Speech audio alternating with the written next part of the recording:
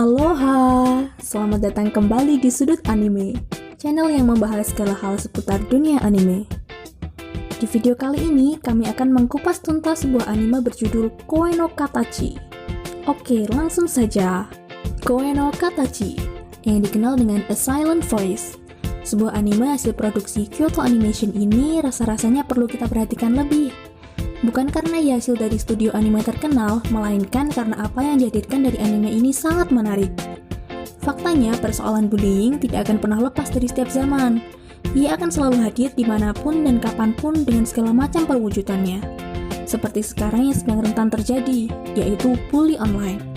Anime yang dirilis pada tahun 2016 dengan durasi 2 jam ini disutradarai oleh Naoko Yamada dan hasil adaptasi dari manga karya Yoshitoki Oma dengan judul yang sama terbit pada tahun 2011. Koe no Katachi menceritakan tentang Ishida, seorang laki-laki SMA yang kehidupan sekolahnya sangat kacau, hingga dia mencoba untuk bunuh diri karena dosa yang pernah diperbuatnya pada masa kecil, yaitu membuli seorang siswi pindahan bernama Nishimiya. Beda manga dan anime. Anime ini cukup baik dalam pengalurannya. Titik fokus cerita ini ada pada penyesalan masa lalu. Setidaknya di anime ini dapat dibagi dalam 3 fragmen, SD, SMP, dan SMA. Masa SD dan SMA di anime ini memiliki porsi yang cukup pas, dan masa SMP yang memang ditampilkan secara singkat difungsikan sebagai jembatan cerita, dan itu tidak masalah. Konflik di anime ini juga ditampilkan secara bertahap, konflik masa SD, masa SMA, atau saat Nishimiya ingin bunuh diri. Sedikit yang miss dalam anime ini ialah banyaknya tokoh yang kurang mendapat perhatian. Misal alasan kenapa teman-teman SD Nishimiya dan Ishida mau berhubungan lagi. Dibandingkan dengan tokoh Nagatsuka, ia punya alasan kuat berhubungan dengan Ishida karena masalah sepeda. Anime ini sedikit berbeda dengan manganya. Ya tentunya pasti beda, ada beberapa hal yang dipangkas. Misal latar belakang keluarga Nishimiya atau Ishida yang tidak mempunyai ayah. Dalam manga cukup dijelaskan. Dan ending dari ceritanya bila di anime, ending saat masa festival sekolah. Sedangkan di manga ceritanya diakhiri dengan sebuah reuni yang manis. Visual. Koe no Katachi ini menghadirkan visual grafis yang terbilang cukup detail, baik karakter maupun background-nya. Namun, untuk masalah penggerakan objek, kedetailan anime ini masih belum ultra detail, tetapi masih nyaman untuk ditonton.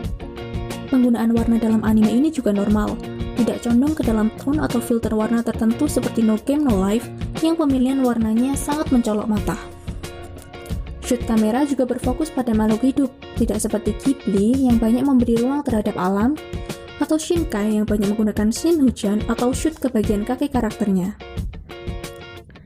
Teknik visual ini yang juga membuat nyaman dan betah untuk ditonton selama 2 jam. Di anime ini juga KyoAni masih menggunakan identitas yang sama, penggambaran karakter yang moe dengan mata bulatnya. Kemiripan penggambaran karakter bisa dilihat dari beberapa garapan studio ini, semisal Shunibyo Demukai Gashitai, Keon, Hibike Eibonium, Hyuka, Nikijo, Kobayashi Sanchi no Might Dragon, Kyokai no Kanata, ataupun Tamako Market. Kasus bullying. Pada masa SD sampai SMA, kita akan melihat bagaimana terjadinya individu berkebutuhan khusus diperlakukan dan direspon oleh lingkungan sekitar. Pada bagian perkenalan diri Nishimiya di awal cerita, ia dijelaskan sebagai individu yang berbeda dengan membawa sebuah buku komunikasi. Jurang pembeda tersebut makin jelas dan lebar saat Nishimiya menggunakan alat bantu dengar yang menandakan bahwa seorang anak kecil yang berbeda dari kita. Sebab ia harus menggunakan sebuah alat untuk membantu kebutuhan fisiologisnya. Kemudian pada ruang musik, di mana anak-anak belajar bernyanyi bersama. Di sini yang janggal, ada seorang anak berkebutuhan khusus, tunarungu, harus bernyanyi bersama. Yang mana sudah jelas itu adalah hal yang sangat sulit dilakukan untuk orang seperti Nishimiya. Perbedaan yang semakin besar saat anak-anak lain mulai merasa bahwa Nishimiya merepotkan sekitarnya. Karena tidak bisa mendengar, ia harus terus dibantu, tepatnya setiap kali pelajaran berlangsung. Ishida yang digambarkan sebagai pemimpin geng semakin mengusik Nishimiya. Ditambah dengan keluhan anak-anak soal Nishimiya yang menjadi beban, maka Ishida menjadi punya alasan untuk melakukan tindakan tersebut. Pendidikan dalam lingkup sekolah dasar pun tidak mengajarkan mengapa tiap manusia berbeda. Hal ini dapat dibuktikan saat masuknya jam pelajaran tambahan bahasa isyarat setelah kepindahan Nizimiyah ke sekolah itu. Maka dapat ditarik sebuah kesimpulan bahwa bahasa isyarat diajarkan saat ada siswa yang butuh sebagai teknik komunikasi dengan orang yang seperti Nizimiyah. Pelajaran bahasa isyarat hadir untuk itu, bukan untuk dijadikan pembelajaran utama kepada siswa selayaknya matematika. Kemudian, juga sikap sekolah dalam menyelesaikan sebuah kasus. Jalan yang ditawarkan dari sekolah hanyalah pengakuan dan penyudutan terhadap pelaku, sebuah pengadilan sepihak. Sekolah ataupun guru tidak menanyakan alasan tindakan Ishida. Ia hanya diadili di dalam kelas. Adegan ini membawa manusia pada sebuah pemahaman bahwa dalam sebuah kasus harus ada penjahat dan korban. Terlihat dalam adegan di mana teman Ishida yang lain berdalih bahwa tidak tahu apa-apa.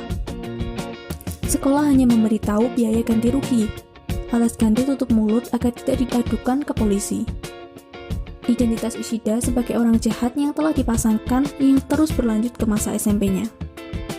Walau hanya sebagai fragmen kecil dalam cerita, tetapi kita dapat mengetahui bahwa di saat yang sama, Ishida juga menjadi korban dari tindakan teman-temannya. Pola sebab akibat diberlakukan di sini. Kalau kamu melakukan kejahatan, maka kamu akan kena imbasnya. Atas pengalaman yang didapat itulah, Ishida membawa rasa penyesalannya sampai SMA, di mana Ishida menjadi pribadi yang tertutup, tidak mudah bergaul, dan berusaha untuk bunuh diri karena dosanya. Di sini, fokus cerita ada pada kesadaran individu atas tindakan masa lalunya, dengan menghadirkan usaha Ishida untuk bertemu dan meminta maaf kepada Nizimiyah, serta pembukaan diri kepada dunia luar. Berawal dari Ishida yang menolong teman sekelasnya, Nagatsuka, yang menjadi titik tolak Ishida untuk membuka diri. Mendekati akhir cerita, Ishida mulai menerima dirinya dan menerima dunianya yang divisualisasikan oleh Keani lewat cara seperti ini.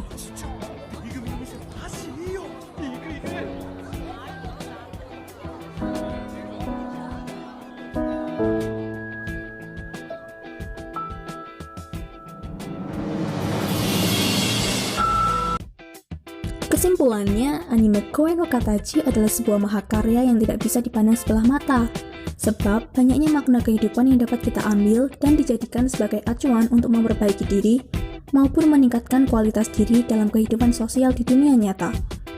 Untuk kalian memiliki pendapat atau sudut pandang berbeda, dipersilahkan berkomentar di bawah ini. Mungkin cukup segitu aja ya di video kali ini. Support kami dengan like, comment, subscribe, share video ini, dan nyalakan tombol loncengnya agar tidak ketinggalan di video-video selanjutnya. Sampai ketemu di video berikutnya. Bye-bye!